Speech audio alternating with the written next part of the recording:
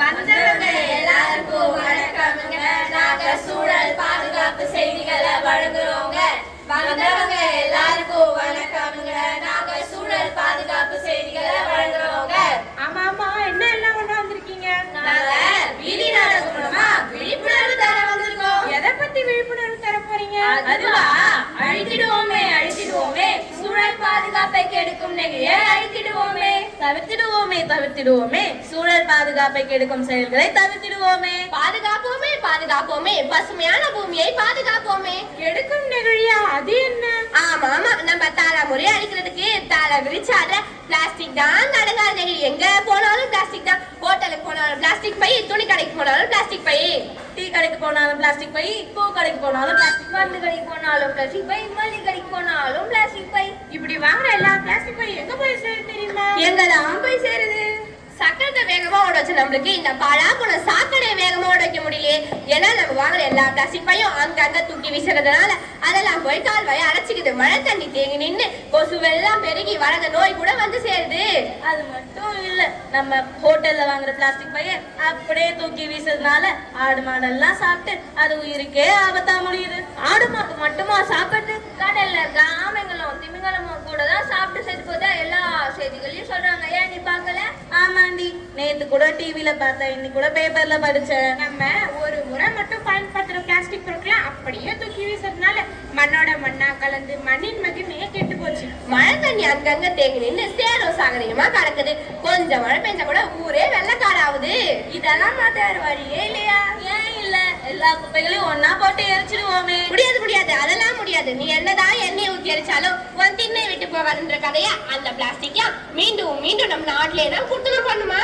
நீ சொல்றதும் சரிதான். நம்ம காலையில பல் துலக்க ஆரம்பிச்சு ராத்திரி படுக்க போற வரைக்கும் பிளாஸ்டிக் பொருட்களை தான் பயன்படுத்துறோம். ஆமா ஆமா, அதிகப்படியான பிளாஸ்டிக் பயன்படுத்த கொஞ்சம் கொஞ்சமா கட்டுறதான் இதுக்கெல்லாம் ஒரு முடிவு கட்ட முடியும். நீ சொல்றது சரிதான். இனிமே வேணா அதிகப்படியான பிளாஸ்டிக் பயன்படுத்த கொஞ்சம் கொஞ்சமா குறைச்சிக்கலாம்.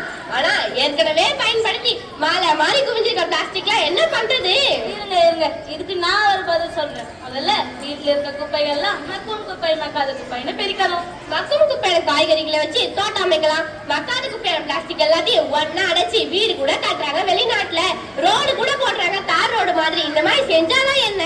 சரியா சொன்ன. நம்ம அரசாங்கம் கூட இந்த நெகிழி பயன்பட்ட பிறகு பல விழிப்புணர்வு நிகழ்ச்சி நடத்துறாங்க. எல்லாரும் கொஞ்சம் யோசிச்சு பாருங்க. நம்ம தாத்தா பாட்டி காலத்துல கூட துணிப்பையை தான் பயன்படுத்தினாங்க. நம்ம தான் நாகரிக பேர்ல பிளாஸ்டிக் பயன்படுத்தி நாடையே நாசம் வந்துடும். அப்ப இதுக்கு முன்னாடி நம்ம நாடு எப்படி இருக்குன்னு உனக்கு தெரியுமா? தெரியும் தெரியும், எனக்கு தெரியும். எங்க பாட்டி சொல்லி கேட்டிருக்கேன். அந்த காலத்துல காத்து சுத்தமா இருந்துச்சான், தண்ணி சுத்தமா இருந்துச்சா, எல்லா இடமும் பச்சை பசேல் இருந்துச்சான். அப்ப வாழ்ந்த மனுஷங்க எல்லாரும் ஆரோக்கியமா வாழ்ந்தாங்களாம். இப்ப ஆரோக்கியம் கூட கேள்விக்குறியா மாறிடுச்சு. பேருக்கு மட்டும்தான் ஆரோக்கியம், நசத்துல எங்க இருக்கு ஆரோக்கியம்? பச்சை குழந்தைல இருந்து வயசான தாத்தா பாட்டி வரைக்கும் நோய் இல்லாதவங்களே இல்ல. என்ன கொடுமை சார் இது! பண்ணக்கூடாதெல்லாம் பண்ணுவாங்களாம், அப்புறம் நோய் வராம வேற என்ன வருமா? நீ சொல்றது சரிதான். பிளாஸ்டிக்கை பயன்படுத்தி மண்ணை கெடுத்த மாதிரி, குப்பையை போட்டு தண்ணியை கெடுத்த மாதிரி அதிகமான புகையை விட்டு காத்தையும் அசுத்தப்படுத்திட்டோம். சுத்தமா காக்கலையா? அது எப்படி? எப்படி நான் கேட்டேன். வாகனங்கள் பெருகி போச்சு, அதனால உண்டாகிற புகையும் அதிகமாச்சு. ஊருக்கு ஊர் தொழிற்சாலை வந்தாச்சு, அதுல இருந்து வெளியேற பெரும் புகை காத்தோடையும் கழிவுகள் ஆத்தோடையும் கலந்துடுச்சு. இதனாலதான் பூமி வெப்பமடைஞ்சு ஓசோன் அடுக்குல ஓட்டை விழுந்து தாங்க முடியாத வெப்பத்துல நம்ம எல்லாரும் வீட்டுல புழுவா நினைஞ்சிட்டு இருக்கோம். நான் டிவி நியூஸ்ல கூட பார்த்தேன், வெப்பலையா பேரிடரா அறிவிச்சுட்டாங்களாம். இதெல்லாம் மாத்த வழியே இல்லையா? ஏன் இல்ல, எல்லாம் நம்ம கையில தான் இருக்கு. நம்ம நினைச்சா எல்லாத்தையும் கொஞ்சம் கொஞ்சமா மாத்தலாம். வீட்டுக்கு ஒரு மரம் நட்டு அது உருப்படியா வளர்க்கணும். அதனால என்ன யூஸ்? என்ன யூஸா? மரம் வளர்க்கறதுனால மழை ஃப்ரீ, சுத்தமான காத்து ஃப்ரீ, இயற்கையான உணவு ஃப்ரீ, எல்லாமே ஃப்ரீயோ ஃப்ரீ. நம்ம முன்னோர்கள் இப்பேற்பட்ட இயற்கையை நமக்காக பாதுகாத்து வச்சதுனாலதான் நம்ம இப்ப கொஞ்சமாச்சும் அனுபவிக்கிறோம். நம்ம பாதுகாக்க தவிர்த்தோம்னா நம்மளுக்கு பின்னாடி வர மக்கள் எப்படி வாழ்வாங்க? நாம நம்ம பிள்ளைங்களுக்கு சொத்து பத்து சேர்க்கிறோமோ இல்லையோ, கொஞ்சம் இயற்கை அறிவிட்டு போனாதான் அவங்கள அது ஒழுங்கா வாழ முடியும். அறிவியல் தொழில்நுட்பத்தை அளவாகவும் ஆக்கப்பூர்வமாகவும் பயன்படுத்தாம பச்சை பிள்ளைக்கு சோறுட்ட பயன்படுத்தினா இப்படிதான் ஆகும். கரெக்டா சொன்னடி. என் தம்பி தங்கச்சி கூட போனை காமிச்சுதான் சோறு ஊட்டுவோம். நிலாவை காட்டி சோறுட்டுற காலம் போய் இப்ப போனை காட்டி சோறுட்டுற காலமா மாறி போச்சு. நம்ம சொகுசா வாழ்றதுக்கு பயன்படுத்துற ஏசி, ஃப்ரிட்ஜ், போனு, டிவி எல்லாம் நம்ம ஆரோக்கியத்துக்கு கேடுதான். அதுல இருந்து வெளிவர கதிர்வீச்சுகளும் வாயுக்களும் சூழல் கேடுக்கு வழிவகுக்குதான். இதனாலதான் அளவா பயன்படுத்தணும்னு சொன்னேன். அளவுக்கு மீறினார் அமிர்தமும் நினைச்சுதானே.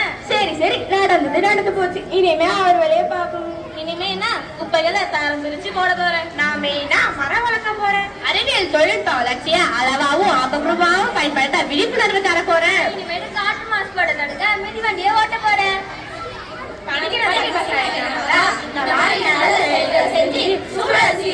சரி செய்யணும். குப்பைகளை தரம் பிரிச்சு கூடையிலே கொட்டுவோம். மொத்தமாக சேர்ந்ததுமே மறுசுழற்சி செய்வோம். குப்பைகளை தரம் பிரிச்சு கூடையிலே கொட்டுவோம். மொத்தமாக சேர்ந்ததுமே மறுசுழற்சி செய்வோம். ஆடு மாடு தின்னாம அதுகளையும் பார்க்கணும். ஆங்காங்கே குப்பைகளை மூடி மூடி வைக்கணும். ஆடு மாடு தின்னாம அதுகளையும் பார்க்கணும். ஆங்காங்கே குப்பைகளை மூடி மூடி வைக்கணும். துணி பையை பயன்படுத்தி தூய்மையினை போற்றுவோம். தூய்மையான இந்தியாவை தூணை போல தாங்குவோம். துணி பையை பயன்படுத்தி தூய்மையினை போற்றுவோம். தூய்மையான இந்தியாவை தூணை போல தாங்குவோம். ஏற்றம் பெற இளைஞர் எல்லாம் கூடுவோம். செயற்கையான நெகிழிகளை முழுமையாக நீக்குவோம். இயற்கை எண்ணெய் ஏற்றம் பெற இளைஞர் எல்லாம் கூடுவோம். செயற்கையான நெகிழிகளை முழுமையாக நீக்குவோம். சுற்றுச்சூழல் சீர்கேட்டின் பாதிப்பை போக்கிய இயற்கையினை மீட்டெடுப்போம் என்றென்றும் நாமுமே. சுற்றுச்சூழல் சீர்கேட்டின் பாதிப்பை போக்கிய இயற்கையினை மீட்டெடுப்போம் என்றென்றும் நாமுமே. சூழல் பாதுகாப்பு அனைவரின் பொறுப்பு. சூழல் பாதுகாப்பு நாம் ஒவ்வொருவரின் பொறுப்பு. நன்றி.